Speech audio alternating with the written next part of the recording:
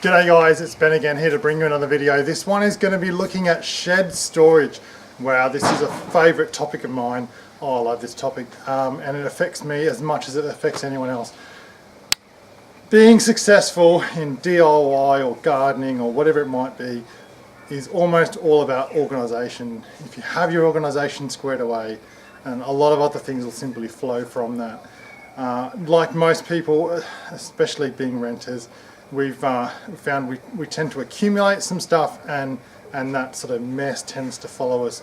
I've heard people say mess equals stress, and it certainly can do. Trying to get stuff done sometimes is really painful because you have to sort of trudge through all that sort of mess and unorganised stuff. So partly as a scrapwood project and partly just as a get my stuff organised kind of thing, because let's face it, it's really difficult as parents to be telling your kids, got to organise your room, got to tidy up your room, if your space as a parent isn't organised. And you certainly sound a bit like a hypocrite. So that's what I found personally, and I felt a bit silly. So I decided, you know what, let's bite the bullet and let's get on with it. So let's see how we're doing. So I've got a basic shed.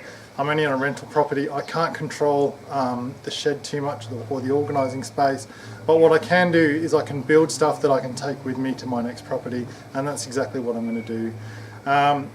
Vertical storage is so essential, and it makes life so much easier when you can get it right.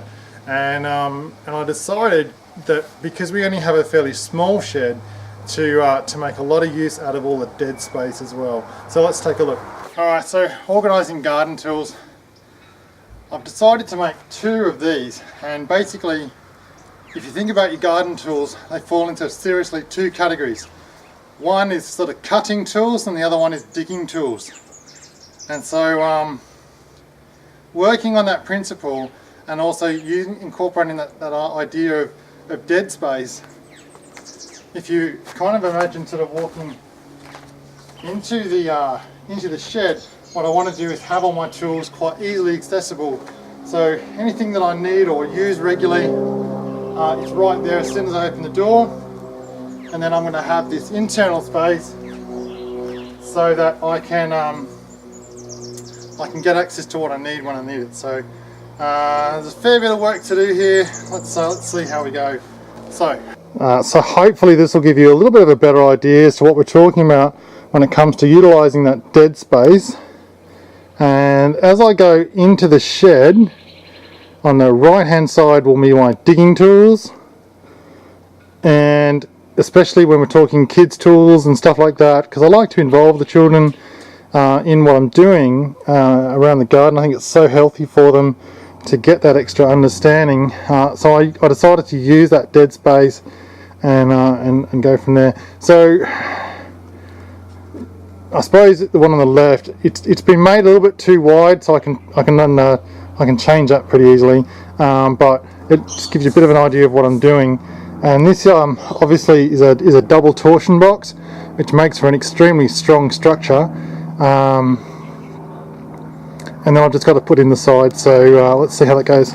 Alright, so I've now completed the digging one, which will be on the right hand side as I enter my shed. So let's just see if we can take a bit of a better look. And so as soon as we enter the shed, we have all the most commonly used tools on my right hand side. I'm right hand dominant, so that makes perfect sense to me. In the middle we've got other tools which are not so frequently used but still quite important to me and the kids. And here we go.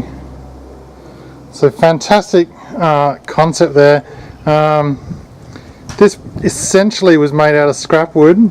The only new wood that I had to buy was the longer lengths of 70 by 35 millimeter pine, and they're like, you know, $4 a thing. So I reckon total cost of each of these shelving units has been like I'm going to guesstimate at around $20. They're not much, and you can see how effective they can be. What's great about this is everything's off the floor. It makes more room in my shed. I'm not tripping over things. I'm not not tempted to leave stuff out. I can look in here and pretty much automatically know if anything's missing or anything's not been put away, which I think is fantastic. It's really great for me. I'm not as tempted to leave stuff outside because you know, you can get lazy sometimes, and then the weather gets to stuff and it becomes and it gets worn out and stuff. So this is a really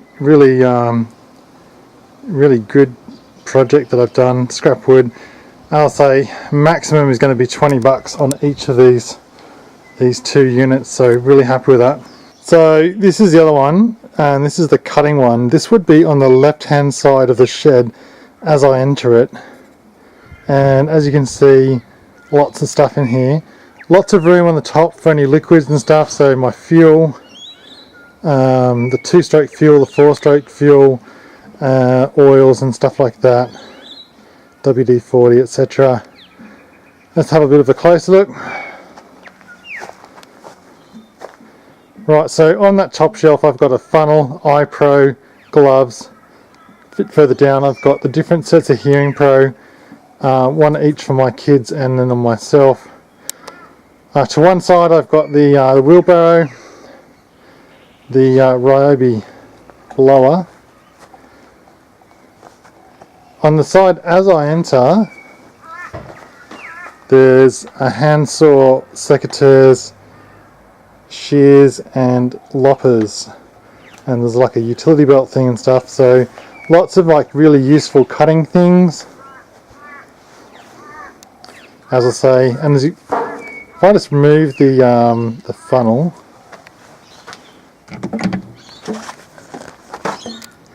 and you can see that I've got a shelf there for the Rhode chainsaw, which is really useful. I can keep all of my tools nice and well stored. So for 20 bucks or less, that has been a great little project and has given me so much more space and organisation in the shed. Everything's nice and easy to find. Everything's well out of the way unless I need it. Really useful. I've got some holders in there as well for like axes and wood splitters. I haven't put those in yet because the glue's still drying, but this is really phenomenal. I like this. Righto guys, so thank you so much for your time and patience. Thanks for watching. I've really enjoyed this project. Please like, please subscribe, and please share. It's really important to us. We get a lot of feedback from the likes and the subscribers, so we know what we're doing is right, and you guys are enjoying yourselves and getting something out of these videos. So we've got a goal of 50 likes for this video by the end of October 2016, so please hit that like button. It's really important to us. Thank you so much, and we'll see you in our next video. Well, thanks for watching. If you've enjoyed this video, please press the like button. If you have any comments, suggestions, or questions, please feel free to share this video with Twitter, Facebook, or LinkedIn. Please leave a comment below. We're looking forward to seeing you in our next video. Until then, keep safe.